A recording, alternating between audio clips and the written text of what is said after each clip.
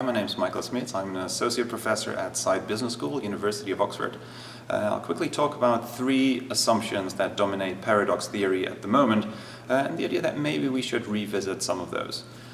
First of all, there's this idea that paradoxes are predominantly managed at the top of the organization. It seems to be the prerogative of senior executives based on what we've read in the ambidexterity literature, for example.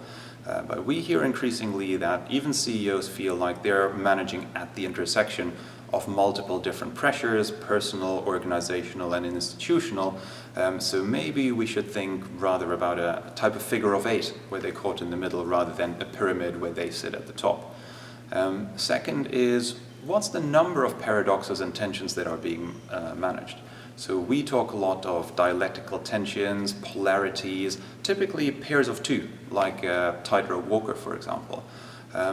But at the same time, we hear about an increasingly complex world where actually many of these tensions coincide at the same time. So maybe it's no longer about walking a tightrope. Maybe we should think a little bit more about spinning plates, paradoxes as trialectics, multidoxes in a way.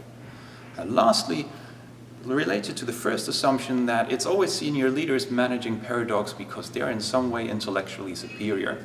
However, in a lot of ways, the way people manage paradoxes are very tangible, very practical.